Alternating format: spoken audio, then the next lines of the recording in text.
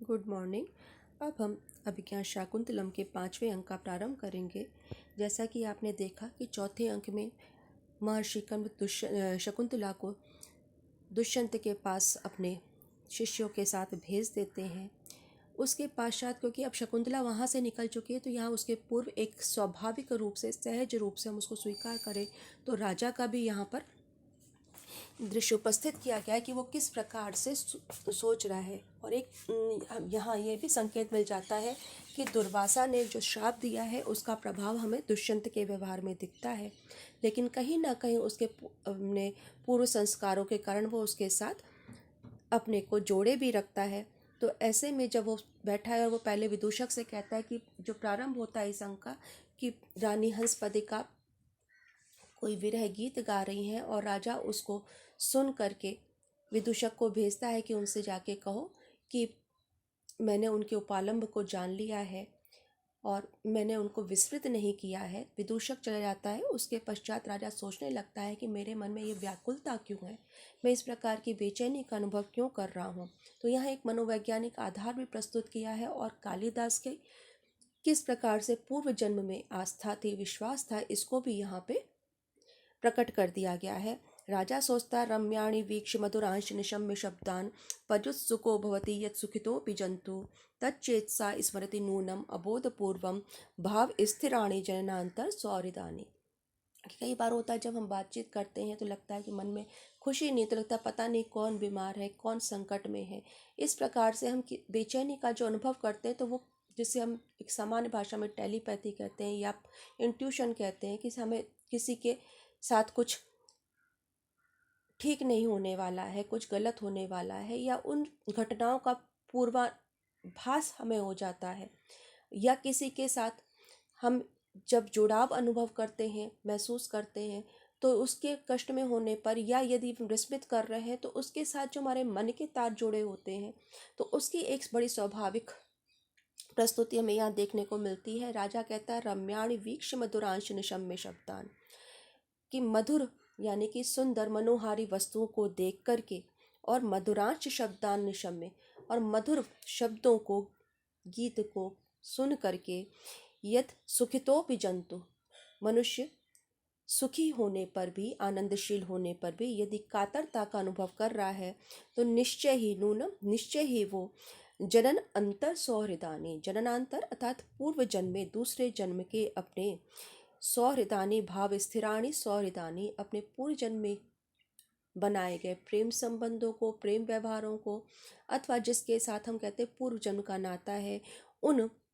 अबोध पूर्वम, जिसका उसको पूर्व में आभास नहीं हुआ है, ज्ञान नहीं हुआ है, ऐसे व्यक्ति को निश्चय ही चेतसा स्मरति, मन से स्मरण करता है। अर्थात यहाँ पे मन का भाव जो है, मनोभाव जो है, उसको प्रधानता दी गई है। कि कई बार हम कहते हैं कि ये व्यवहारिक नहीं है,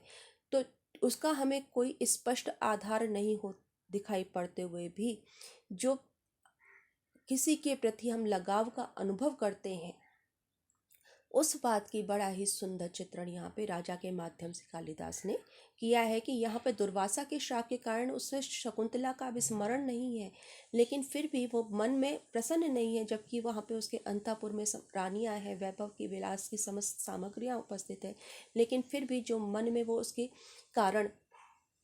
शकुंतला के साथ हुए संबंधों को इस समय विस्मृत कर दिया उसने, उसके कारण वो जिस व्याकुलता का अनुभव कर रहा है उसका बड़ा ही सुंदर चित्रण हमें इस श्लोक में देखने को मिलता है। और वो वहाँ पे व्याकुल होता करके मन में एक कातरता का अनुभव करते हुए वो बैठा रहता है। उसके पश्चात वहाँ पे प्रवेश होता है कंचुकी का इस दृश्य में कि किस प्रकार से अब वहाँ कंचुकी का भी बड़ा ही सुंदर यहाँ पे वर्णन मिलता है। उसकी बड़ा स्वभावोक्ति अलंकार का हम कह सकते हैं वहाँ पे। अब इसके पहले जैसे हमने पढ़ा तो कहते हैं कि वो एक कारण दिया हुआ था कि जननांतर सौहृदानी भावस्त्राणी, के दूसरे जन्म के अपने प्रेम व्यवहारों का निश्चय ही स्मरण करता। तो वहाँ पर एक कारण दिया हुआ है कि जब उसको कभी अच्छा गीत सुनाई पड़ता है या मनोहारी वस्तुएं दिखाई पड़ती है तो किसी के साथ नहीं होने का जो अनुभव, तो वहाँ पे एक कारण दिया हुआ है, तो काव्यलिंग अलंकार है। अब यहाँ कहते हैं जब कंचुकी का वर्णन आता है कि आचार इति अभितेन मया गृहीता या वेत्र यष्टि अवरोध ग्रहेषु राज्ञा काले गते बहुतिते मम सैव जाता प्रस्थान विक्लव गते अवलंबनार्था।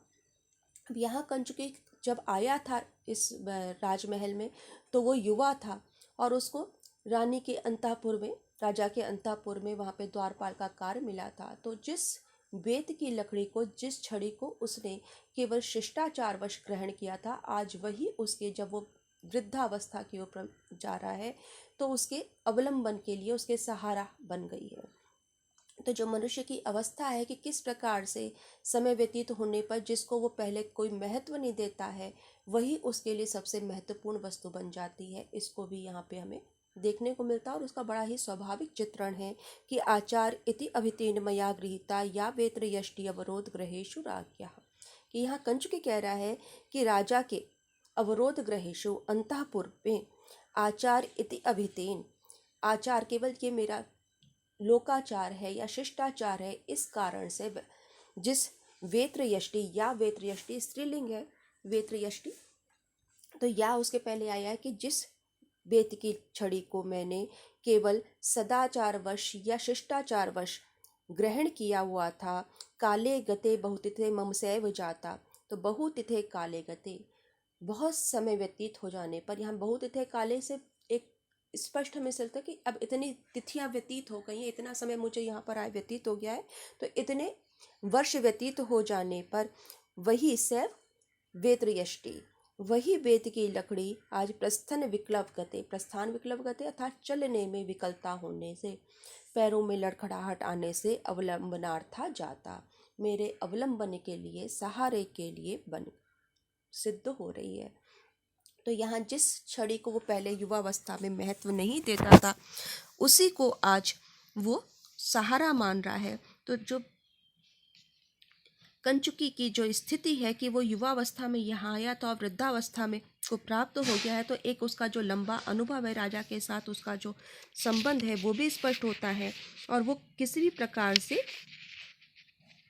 यहाँ पे विकलता का अनुभव नहीं कर रहा है। यानी अब यहाँ एक हमें संकेत ये भी मिलता है कि यहाँ जब वो कहता है प्रस्थान विक्लव गते, तो राजा ने उसको कार्य से, उसको सेवा मुक्त नहीं किया है,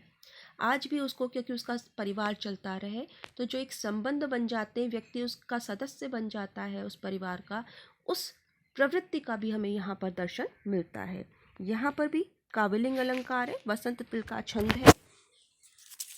अब वो राजा को देख रहा है, तो वहाँ पे राजा को देखते हुए वो कहता है, क्योंकि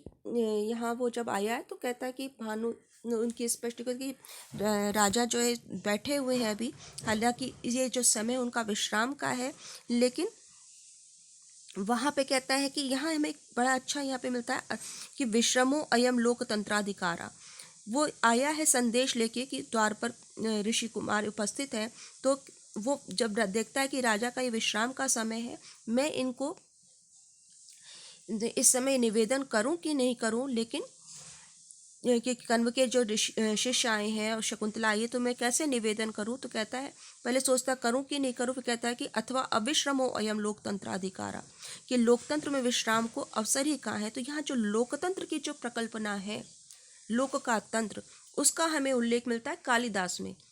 कि लोकतंत्र क्या है, तो राजतंत्र होने पर भी वो प्रजा का सेवक है, जिसे हम कहते हैं ना प्रजा का सेवक। तो यहाँ पर उसी बात की ओर संकेत किया गया है, अथवा अविश्रमो एयम लोकतंत्राधिकारा, कि प्रजा पालन, लोकतंत्र करते या प्रजा पालन के अधिकार में राजा को विश्राम कहाँ है, तो यह राजा स्वयं के लिए नहीं, वह प्रजा के लिए है। तो प्रजा किसी भी समय आकर के उससे संपर्क कर सकती है। और उसका वो एक उदाहरण देता है कि सूर्य अपने घोड़ों को एक बार ही जो है रथ में जोतता है, रात दिन जो है वो वायु प्रवाहित होती रहती, चलती रहती। यदि वायु चले ही नहीं तो मनुष्य का जीवन दुर्लभ हो जाए, वो सांस नहीं ले पाएगा। शेषनाग सदैव पृथ्वी का भार अपने फणों पर उठाए रहता है, उसी प्रकार से राजा का भी यही धर्म है। षष्ठांश वृत्ते धर्म ऐशा, षष्ठांश वृत्ते अर्थात राजा को जो है वो छठा भाग मिलता है प्रजा से, उसकी जो कमाई है, आय है, उसका छठा भाग राजा का होता है। तो यहाँ पर उसकी ओर कि षष्ठांश वृत्ते धर्मेशा, उसका भी यही धर्म है। तो धर्म का जो स्वरूप, जिससे लगातार आपको बताते आए, धर्म का सब जगह अर्थ जो है पूर्व काल में कर्तव्य था। और लोकतंत्र क्या था, राजा होते हुए, राजतंत्र की परंपरा होते हुए भी वहाँ वो प्रजा का सेवक था। यदि इस रूप में हम राजतंत्र की कल्पना करते हैं, तो राजा का जो अधिकार है, उसके जो कर्तव्य है, तो वहाँ पर एक स्वस्थ समाज की और स्वस्थ व्यवस्था की कल्पना की गई थी राजा के रूप में। तो हमें कभी भी आलोचना करने के पहले उन जो मूल सिद्धांत हैं उनकी ओर हमें ध्यान देना चाहिए। अब इसके पश्चात जो है वो राजा के पास आके जब खड़ा होता है कि उनसे कहता है कि मैं निवेदन करता हूँ, क्योंकि मैं भी, मुझे सूचना मिली है, मुझे सूचना दे, तो मैं भी कर्तव्य पालन मेरा यही है कि मैं राजा को द्वार पे यदि अतिथि उपस्थित है तो उनसे सूचना दे दूँ। तो वो कहता है कि प्रजा प्रजा स्व इव तंत्रयित्वा निषेवते शांत मना विविक्तात्मा यूथानि संचाय रवि प्रतप्ता शीतम दिवा स्थानम इव द्विपेंद्रा। कि वहाँ वो कहता है कि जो महाराज है, राजा दुष्यंत है, वो प्रजा स्व प्रजा इव, कि वो प्रजा को अपनी संतान, प्रजा का एक अर्थ संतान भी होता है, तो उस प्रजा को अपनी संतान की तरह प्रजा पालन करते हुए शांत मना, कि अब इस समय शांत मन से, शांत अर्थात इसमें विश्राम की आवश्यकता होने पर अपनी थकान को मिटाते हुए एक विविक्तम निषेवते, इस शांत स्थल का, एकांत स्थल का सेवन कर रहे हैं। तो जिस प्रकार से रवि प्रतप्ता, सूर्य से संतप्त, द्विपेंद्रा गजराज, यूथानी संचारे, अपने यूथ अर्थात अपने झुंड को इधर उधर भेज करके, शीतम की धूप से संतप्त होकर शीतल स्थान का सेवन करता है, उसी प्रकार से ये महाराज भी अपने जो इनके दरबारी हैं, जो इनके सलाहकार हैं, उनको उनके कार्यों में लगा करके इस समय इस शांत हो करके इस एकांत का, अपनी थकन को मिटाने के लिए इस एकांत स्थल का सेवन कर रहे हैं। तो यहाँ राजा का जो एक, कि वो उसके लिए विश्रांति का अवसर कहाँ है, तो इस उसकी एक विशेषता ही बता रहा है किस प्रकार से उन्होंने सबको अपने अपने कार्यों में लगा रखा, और उनको भी